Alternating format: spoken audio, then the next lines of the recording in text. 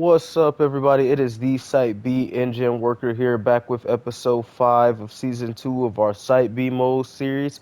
And today's episode will be I guess you could say a more relaxing episode than usual because the area that I have picked out here on Isla Sorna is a little bit more of a relaxing and calmer area for reasons that I'm about to get to pretty soon.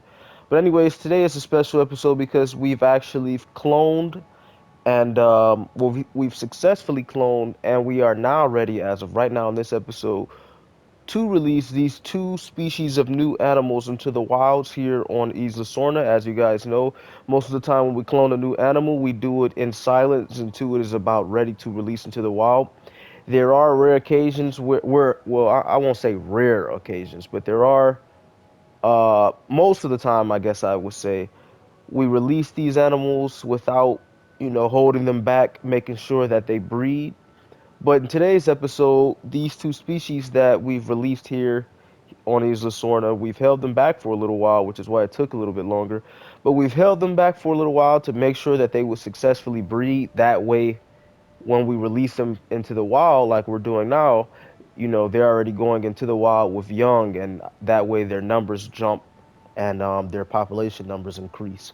So we don't do that all the time, but that's just a way to make sure that these animals' population rate stay at an all-time high. So, anyways, let's get our footage going here so we can get a good look at these new species that we've cloned and that we're releasing into the wild now. So, anyways, this is one of our holding chambers here. We have some of these holding chambers here spread out across certain areas here on Isla Sorna. And the reason why I say this is a calmer area that our episode is taking place in is because when we go and release certain animals like herbivores, which is, this is the Minmi right here. These are Minmis. When we go and release certain small herbivores like these, we find certain locations on Isla Sorna that doesn't have a lot of carnivore activity. That way we don't have to worry about the animals that we're releasing, falling back into extinction.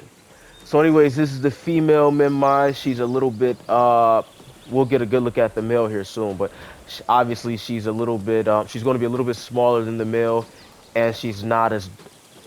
The male has more darker colors. Put it like that. We might find a male that hasn't came out yet. And here's a male, and you can see a female in the background too.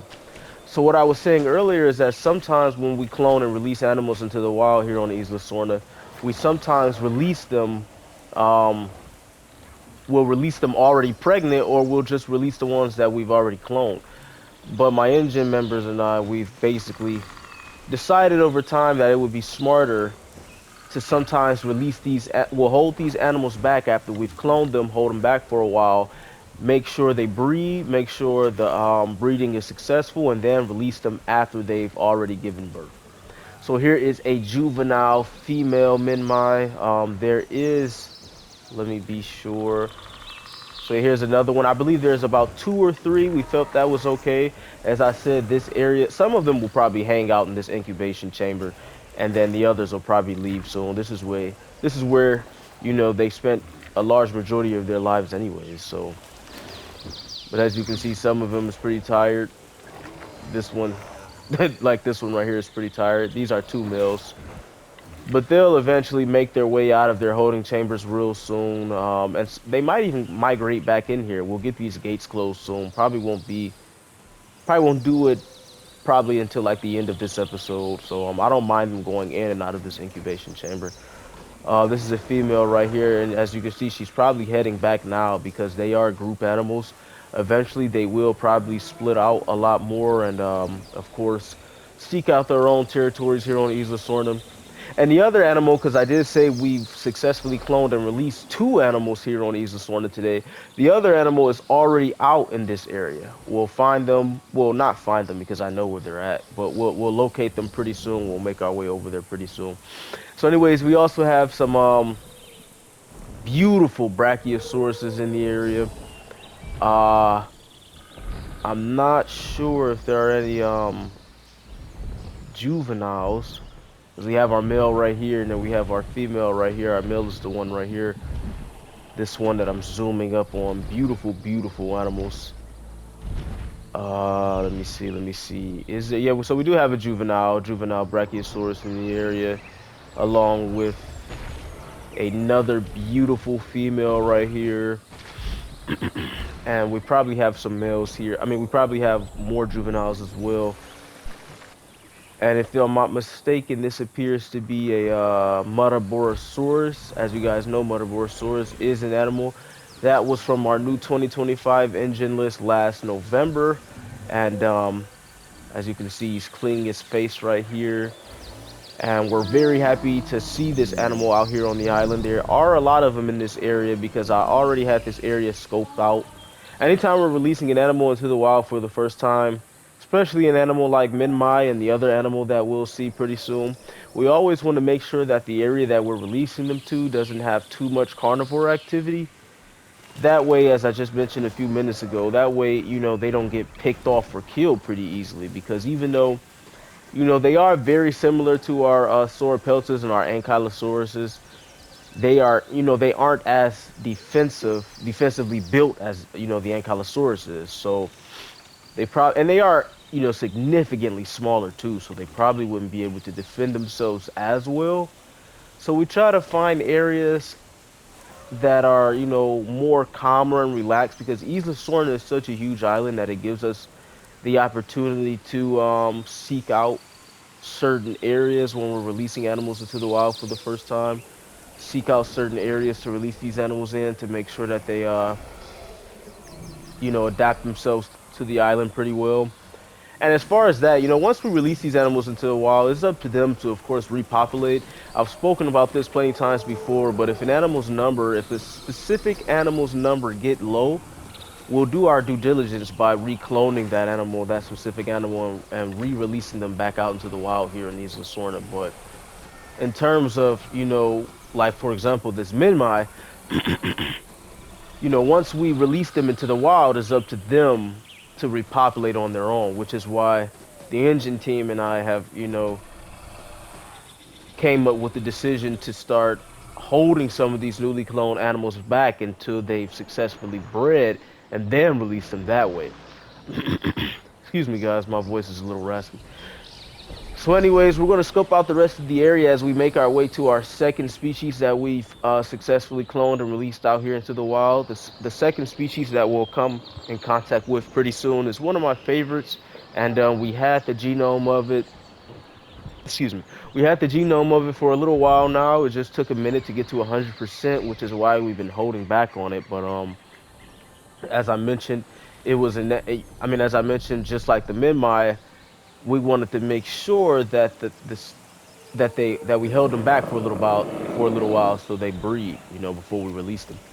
So anyways, we have a juvenile Mutaborosaurus here, and this is what I like to see because it just goes to show that these animals are doing good in the wild because, as I just mentioned not too long ago, Mutaborosaurus is an animal off of the new 2025 engine list from last year.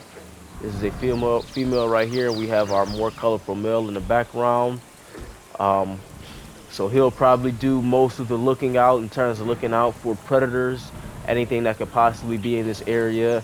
And as I mentioned, this is not a high profile area, and it's because we've chosen to release those two animals here in the wild that we recently cloned, which is the Minmi, and as I said, we'll be seeing the other one pretty soon.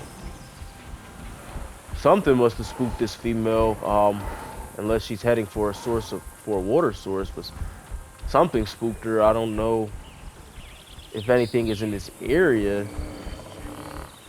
Like I said, this is not a high profile area, so I don't know. Something spooked her though. Who knows? Maybe she thought she heard something. But the alpha male here, he doesn't seem to be spooked, so whatever the female could have heard can't be that serious because he isn't panicking. So anyways, we're going to see what else we have in this area as we make our way towards the second species that I just talked about. The second species was already released here in this proximity here on Isla Sorna. It was just the Minmi that I wanted to release at the start of the episode. So before we actually started recording, we already had the gates open. See some skeletal remains here. So let's see. We're making our way to that second species, but at the same time, we got these big old trees in the way. See what we're gonna come across. Uh, just don't want to make sure I'm missing nothing because I know where we released the second species at, but they might have spread out. So you just kind of always want to be careful to make sure you don't miss them. We have a Corythosaurus here. I highly doubt that there's only one Corythosaurus, 10 times out of 10. Um, so there's definitely for sure some Corythosauruses in the area. But obviously, that's not the animal we're looking for. So we're gonna keep heading past these red wooded trees and maybe we'll come across the new species, which is for sure in this area. As I said, I just want to make sure that I'm not um, missing nothing, of course. There's another Corythosaurus here. Yeah, so we definitely have some Corythosauruses in the area. This is our beautiful female, and then here is our male. I've gone over the sexual dimorphism between Corythosauruses ages ago in season one. As you guys know, the males are a little bit bigger, and of course, the crest on their head is significantly larger. So that's a good way to tell the sexual dimorphism if you are looking at some Corythosauruses. What do we have here? Well, I thought that was an animal. But let me see. We have okay, so we have a concavinator, and this is actually a male with two juvenile apatosauruses and some adult apatosauruses in the back. So this is pretty interesting, guys, because concavinator is an animal off of the new 2025 engine list, but it's an animal that we have not seen, and it doesn't mean that they aren't doing well because they are. It's just, as I mentioned plenty times before, Isosorna is just so huge that some of these animals we often miss. So that's four concavenators in this area. Um, we have two males, we have one female, so they could be stalking some of those juvenile apatosauruses, which is really cool actually. And I'm not seeing any young, which is unfortunate because I'm always excited to see the young of some of these animals off of our new 2025 engine list. You can see them socializing with each other. The one with the quills on his head, the longer quills, is the male, and obviously he's more colorful. The humps on his back is more colorful. And this is our female, and they actually are very great swimmers as well. So kind of like our Ostroraptors, they'll linger around water often and hunt aquatic life, or they might scavenge off other carnivores. But let's go check out those apatosauruses and see if there's any more concavenators. So you have four adults and two juveniles, two males right here, two females. Oh, we have more in the back. One more beautiful male and one more beautiful female. So out of all our sauropods, we don't see apatosauruses that often. As I just mentioned, it doesn't necessarily mean that they aren't doing well. It's just that for whatever reason, we could be bumping into more, we can just see more other, different species of sauropods more than what we see apatosauruses. So if there's ever an animal that you guys have seen before, but we don't see it that much, it doesn't mean that they aren't doing well. So I thought I'd just, put that out there. The well-being of these animals is our absolute most concern, So that's why I said earlier in the beginning of the episode, if any of these animals fall into it, I mean, if any of these animals species count get low, we'll do our due diligence by, of course, repopulating those animals. But I am happy to see concavenators, so I haven't seen them in a while. And you guys haven't seen them, if I'm not mistaken, since we've cloned them and released them into the wild last year. So this could prove that they stay up into groups of maybe 3 to 4. We got two males and two females. There's a male right here, and then here's a female. You can see the sexual dimorphism between the two with his longer quills going down the back of his neck and how more prominent and larger his humps are. So they can definitely do some damage, especially to any of these Corythosauruses. You see the juvenile Corythosaurus here, and we see the male. So they're probably driving them a little bit farther out of their territory because these Corythosauruses were here first when we scoped out this area to release our newly cloned animals in, the Minmi and the other animal that we have to, of course, locate pretty soon. Forgive me for this fog, guys. It's not messing up the lenses of our camera, but this fog is pretty thick today. So I'm not sure if there's any more Corythosauruses in the area because that's honestly a small amount of Corythosauruses for what they're known for. I mean, they're known to be in large groups, but they could have spread out for the simple fact that they are definitely getting stalked by these concavenators. Um, it would be very difficult for those concavenators to pick off any of the juvenile Apatosauruses for the simple fact that those juveniles are being closely guarded by their parents. So anyways, we'll come back to them, maybe. We're going to see what else we can possibly have this area as we make our way up this narrow river stream. You never know, as I said before plenty of times, you never know what you might bump into here in these Asorna. So, we have some more mist, but as I said, our camera lenses should be able to handle it pretty well. Not seeing anything so far, but something is definitely bound to pop up.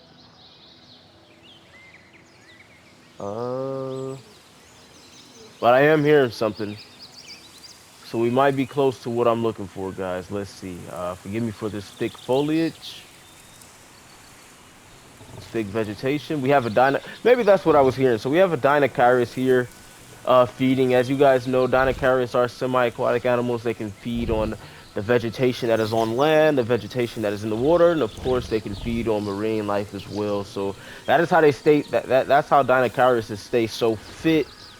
They stay so robust. These are very beautiful animals, and you know the wide range of their diet allows them to survive and thrive more here on these Asornas. So you know, obviously, the more you're adapted to eating, the more you'll be able to survive and you know not be one-dimensional with your diet.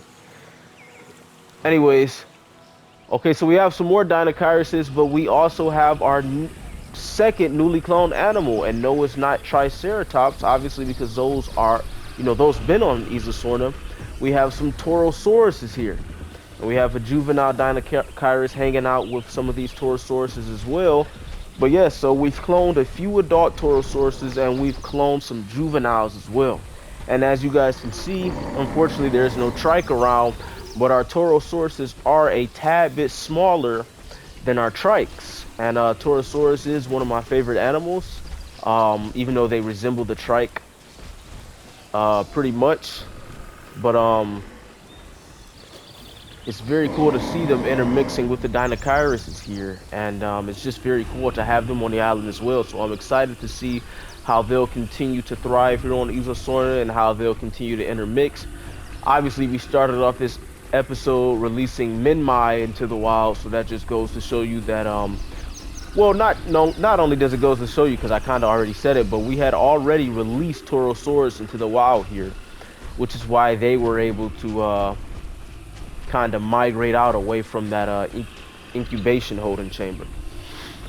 So you know, these guys are very similar to trikes, and you can see the female and the male here. The male has the more colorful frill, and his horns kind of protrude out more outwards, kind of like our Triceratops. But he has to have a colorful frill in order to get attention from the females. He actually has a more colorful body as well. And he's a little bit bigger too. His frill is a little bit bigger. It's cool to see the juveniles playing in the background, so it just goes to show that they're very social, you know, when they're young. Doesn't mean they won't be social as they get older, but it just goes to show how social they are, you know, with them being young. So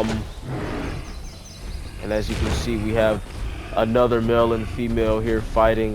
This isn't, you know, them being dominant with each other. This is just how they tend to be social with each other. So I'm really, really interested to see how they will intermix with their close relatives, the Triceratops, because these guys are just beautiful guys. Just look at the female, man. She's literally such a beautiful animal, and I'm so happy to have been able to clone the Minmi and the Torosaurus, and to work with the company of Engine and be a part of these projects. And the male is just so, we have a couple males actually, so it just goes to show that they Torosauruses, just like our trikes, are okay with having more than one male in their group, and they're obviously okay with sharing their territory with beautiful animals like these Dinochirises.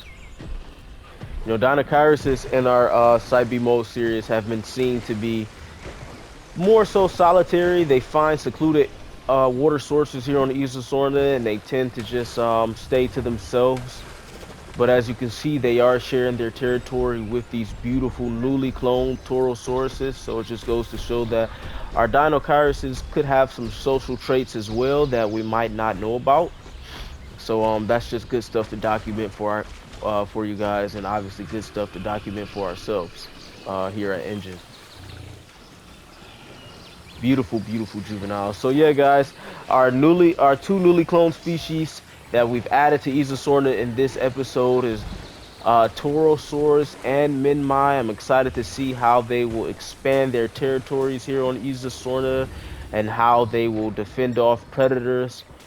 Right now, we haven't seen any predators in this area here.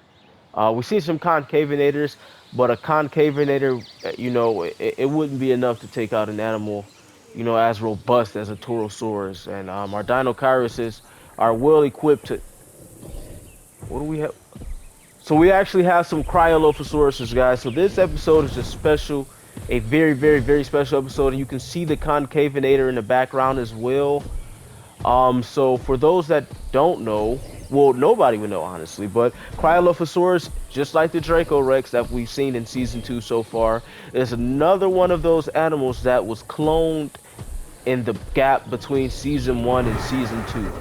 They are a medium-sized carnivore, of course, so they will probably feud with other carnivores like Carnotauruses, Allosauruses, and Majungasauruses, Ceratosauruses, basically those type of medium carnivores.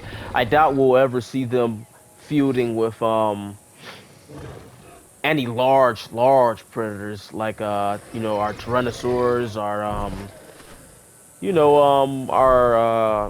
Acrocanthosauruses, nothing like that. But these are medium-sized carnivores going off a diet of strictly land animals, so you won't see them feeding on marine life. Don't mean that they won't ever, explore that opportunity if that opportunity presents itself with maybe, some fish washing up on shore. But these are animals that go off a diet of only land animals. I mean, these are carnivores that go off a diet of only land animals, and it seems to be only two. I'm not sure if any more are in the area. I don't think so. But it seems to be only two, so they could be stalking the group of Torosauruses, or they could be yeah, they could be stalking that group of Torosauruses, mainly the juveniles. But how many alpha males were over there along with the highly aggressive females, because most female animals here on Isla Sorna are always more aggressive than the males. These Cryolophosauruses would be biting off way more than they could chew. So they're probably looking to pick off a weak straggler in that group of Torosauruses. But they are a distance away from them, so I'm honestly not sure if that would be smart for them to do. We do have those Corythosauruses over there. That would be more ideal for them to take out. And there's only two of these Cryolophosauruses, so from their standpoint, if they want to survive, it wouldn't be that smart. And as I said, guys, this proximity that we have picked out here in this episode is a more calmer proximity because of the animals, the two species that we were releasing today. So we're not going to see that much hyperactivity in terms of maybe carnivores, carnivore hunts or anything like that. We have those concavenators back there, but they seem to be more so in a neutral state of mind, I guess you could say. see if I can catch back up with those guys and maybe see if they decided to stalk anything. We had one by the Corythosaurus, but I don't think anything was happening. We have this male here. We have another male right here. Uh, our concavenators probably have disappeared somewhere. We have our juvenile Apatosaurus, two juvenile. Is he dead? Okay, no, he's definitely alive. Um, we have a female concavenator who appears to be stalking something, but it's hard to say. She could be stalking these juvenile Apatosauruses, but I mean, you guys see how large these adults are. This is a male right here, and you can see these juveniles submerging themselves within the group of their parents, so they're not just gonna stay vulnerable like that. We have the female taking off. We're trying to follow her. She just knocked down a what is that? She just knocked down a juvenile Corythosaurus. We missed it, unfortunately, because she took off right in the trees. But this juvenile Corythosaurus is not dead. Is she going to finish it off? This always just goes to show how much more aggressive our female animals are compared to our male animals because, you know, none of the male concavenators went after this juvenile Corythosaurus. And he is very wounded, but he's not dead. So she chose to spare him, honestly. She could be highly agitated with all these Apatosauruses in the area as well, but she's definitely not going to go after none of those Apatosauruses. At least I don't think so. And as I mentioned, they are highly protected as long as they stay in the middle of their group with the adults. So I don't know if she's done hunting or what's her game plan. What do we have here? We have another female here. Yeah, I'm not sure what her game plan is or if she's going to try hunting again, but she probably thought she killed the juvenile Corythosaurus, or maybe she knew she didn't kill it and she probably decided to wound it and she's probably going to come back to it later. You never know sometimes with our carnivores here on the Isla Sorna because sometimes, they go for the kill instantly and other times they might wound something and decide to come back to it later. So you honestly never know. And honestly, since it's four concavenators, they could be just hoping to group up on one juvenile Apatosaurus for later. Here's a male here. Yeah, one juvenile Apatosaurus would definitely be able to feed this group of four or five concavenators compared to one little small Corythosaurus. So, anyways, we're gonna see what else is going on. We're gonna make our way through this foliage area. See what else we can come in contact with. As I mentioned before, you never know what you might see here on the Isla Sorna, what you might stumble across. What do we have? We have a baryonyx here. As you guys know, baryonyx is an animal that we'll see a lot here on Isla Sorna because our river streams is made up of plenty baryonyxes, a lot of suchomimuses, irritators as well, and even dinochiruses. So our river streams is home to a lot of our semi-aquatic animals. Baryonyxes, irritators, suchomimuses. Those are animals that we'll probably see every episode. I'm willing to bet every episode. So we're not going to spend too much time on those guys. You won't really see a baryonyx you know, unless the water source that the baryonyx could be living in is not home to a lot of marine life. You will hardly ever see a baryonyx going on land to compete with other medium-sized carnivores for land for food that could possibly be on land. But speaking of medium-sized carnivores, we have an Allosaurus right here. So we have baryonyx in this area, Cryolophosaurus is not too far away, and Allosaurus in this area as well. This is a very large, fully grown, lone female. I say alone because our Allosauruses are known to stick in groups, and she's definitely by herself. Um, I just want to show what is in her territory, or get a glimpse of what could possibly be in her territory. Uh, you see, what do we have that she can hunt off of? We have Edmontosaurus. As you guys know, Edmontosauruses are widely spread all across Isla Sorna. We have some males. They have the larger crests, and they have the more darker bodies. We have our beautiful females with the smaller crests. So they are definitely easy prey for the Allosaurus. We actually have a Ornithomimus as well. So it's probably safe to assume that there are more Ornithomimuses. Yep, there we are. I mean, there they are. So we have some juveniles too. So this area is definitely a good area for the Allosaurus to reside in and hunt in. Obviously we have some Metaborosauruses in this area as well, but I'm talking about like as far as this immediate area, this is not a bad area for the Allosaurus to definitely reside in. You know, you got Edmontosauruses and Ornithomimuses, so that female definitely has a lot to choose from. See two juvenile Edmontosauruses right here. Sometimes they come in different colors and patterns. Just depends on the parents and stuff like that, and you know, the mom and the dad. And this is probably the mom right here since they ran to her. Um, we're gonna go see if we can catch back up with that female Allosaurus. No telling if she already fed or not, so no telling if we'll see her hunt. Here she is. But how she's submerging herself in the vegetation, she could honestly be stalking. So we're going to follow her for a moment, see what she's up to. Like I said, she's fully grown. It's rare when you see Allosauruses by themselves here on Isla Sorna. They are pack animals like our Cryolophosauruses. But she's definitely, she's actually older too, so she knows her way around the Isla Sorna. She knows how to take care of herself, and she knows how to basically not bite off too much more than she can chew in terms of going head to head with maybe another larger carnivore. So she appears to be going for a nap here. So we're gonna, or she could be just getting some rest. So she's probably already hunted, and there's a carcass nearby somewhere. So we're gonna come back to her, of course, um, to see if she end up catching up with these Ornithomimuses or these or these Edmontosauruses. So anyways, we're gonna scope the rest of this area out and see what else we could possibly run into. We have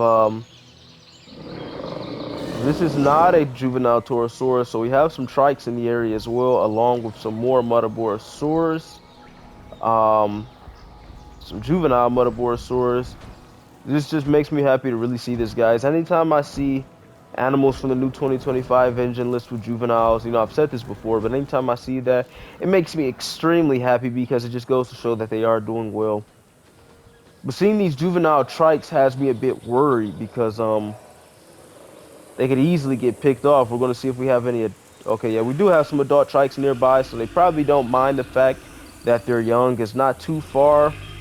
We have two females sleeping here because they are the ones resting. They could be the alpha females, meaning that they are the breeding pair of females. We actually have an Osteoraptor here. This is a female Osteoraptor. You know, it's a female because she doesn't have a set of crested feathers above her head and below her neck. Our males come with that, with those two features that I just named. So I doubt she would be by herself. Um, highly doubt she would be by herself. So there could be more. We're gonna see. There could be more Osteoraptors in the area. As I mentioned before, our Osteoraptors. We just seen Osteoraptors in the last episode too, but they are uh, semi-aquatic raptors. Let me see. This is another female here. So even though they seem to be stalking these juvenile trikes, which they could, you know, if they can get one far away from its parents, they could definitely take, you know, one of those juvenile trikes out in a heartbeat. They are probably just hunting down marine life and staying close to the waters and stuff. So funny how many of these trikes are sleeping. It just goes to show how lazy they are. They probably spend majority of their time hunting and majority of their time feeding, and then of course resting after doing, you know, after feeding for majority of the day. So yeah, as I mentioned, guys, nothing too spectacular in terms of hunts and animal fights in this episode because this area that I picked out here to record in today on Isla Sorna was a relaxing area, and I purposely picked this area out for our Minmis and our Torosaurus that we were releasing. And speaking of the Torosaurus, you guys can, even though Torosaurus is not near this male, you can just see how big he is compared to the male. Um, his frill is a lot more large, and of course, the horns on his head is a lot more larger as well. And the sexual dimorphism between male and female trikes is more prominent compared to the sexual dimorphism between male and female Torosauruses. So we wanted to, put in a lot of work to make sure our Torosauruses looked very distinct and somewhat different compared to our trikes, because trikes are already very widespread on Isla Sorna. So we just wanted to make sure that they look different. That's all. So anyways, we're gonna make our way up in this area. Stick with a lot of foliage, but I believe there is a water source, a source of water over here, and yes, there is. Uh, See what we could possibly have in this area. As I already mentioned, it's pretty obvious there aren't any large carnivores in this area or anything like that. But we do have a good group of medium carnivores with our Cryolophosaurus and our Allosaurus, and I guess you can say Concavinator, even though it's not medium carnivore. We also have our Baryonyx that we stumbled across a couple minutes ago, and we even have our Irritator here. So this is a female Irritator, if I'm not mistaken. Yep, this should be a female. And here is... No, this is the female. So the first Irritator that we looked at was a male. And this is our female, and we do have some juveniles in the back. They're like small little crocodiles. So same thing that I mentioned with our Baryonyx and our Suchomimus. You guys will see, obviously there's going to be water sources and large bodies of water in every episode of Isla Sorna. I mean, every episode of our Site B mode series. So you guys could definitely expect to see Baryonyx, Suchomimus, and Irritators just about in every episode, because they make up, in terms of the population of semi-aquatic animals, they make up, I guess you could say, a third of that population, 3/4 of that population, I guess you could say, because our Dinochirises are semi-aquatic animals as well, but they aren't as widespread as our Irritators and our Baryonyxes and Suchomimuses. So we actually just circled back to the area where our Dinochirises are, and as you can see, they are secluding themselves away from those Irritators for good reason, because they would clash in a heartbeat. And our Dinochirises aren't animals that can be taken lightly at all. They are very good at defending themselves when they have to, and they are very, very territorial over the juvenile that you can see in the area. And the juvenile are highly intelligent as well, because they understand the concept of staying safe, and they understand to seclude themselves in the middle of the group, in the middle of the adults. So this is the same area that our Torosauruses were in. Um, this area doesn't have that many species of animals in it, and for the simple fact that it's a calmer area, as I mentioned 1,000 times before. But you should see our beautiful juvenile Torosaurus, and we were just looking at the trikes. I know they aren't nearby, but you guys can just see how different. I won't say too different, but you can definitely tell them apart. Because this is a beautiful, beautiful female right here. And let's see, I think this is a male emerging here. And then you can just see our male, who's, huge in his own right, but he's not as large as our male trikes. But still definitely he still definitely has a good size to him. So anyways, we're getting ready to wrap this episode up, guys. I will say to stay tuned, because we have some exciting things that is getting ready to happen in our Site B mode series. Some very, very exciting things in the incoming episodes that I obviously can't get into now. I already mentioned that this was a calmer episode and we weren't going to see too much high profile activity things taking place in this episode. The highlight of this episode was of course releasing our newly cloned species into the wild, that being of course the Minmis and the Torosauruses, and of course we were happy to spot some Cryolophosaurus as well, which is what we're looking at now, and some concavenators. Trying to see if we can spot those concavenators. We did see that female earlier stalking that juvenile Corythosaurus that she thought she killed. Here is a male here. We have another Corythosaurus that seems to be bloodied up pretty bad. This is a male concavenator, and he appears to possibly getting ready to stalk something. He's going back after, as you can see, he's trying to go after the juvenile Corythosaurus. But this juvenile Corythosaurus is pretty fast. Oh man, this always happened, guys. Like, we almost lost it in the trees, but the juvenile has caught back up with his dad. But I'm not sure if that'll be enough to save it.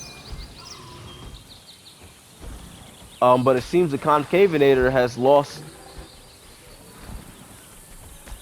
I was going to say maybe it ran out of stamina. Yep, no, because I didn't see the concavenator for a minute, and then I thought we might have missed the hunt because they had ran into the trees. And sometimes, you know, I really apologize for that, guys, but sometimes it's so hard to keep up with hunts when they go into the trees. But he did kill this juvenile. This is a male Corythosaurus. He did kill this male right in front of the parent here. The adult probably took off running somewhere, obviously for good reason. So these concavenators will definitely probably linger around this area because the Corythosauruses are definitely easy prey, and obviously if these Corythosauruses start to dwindle or seek out more territory, the concavenators will probably seek out more territory, you know, as well. And we'll probably have a lot of the males doing majority of the hunting, and the females probably doing a lot less of the hunting. But anyways, guys, that was episode 5 of season 2 of our Cybeemo series. I highly suggest you guys stay tuned in because we have some super exciting stuff, super exciting stuff taking place here within the next couple of episodes. So I'll catch you guys later.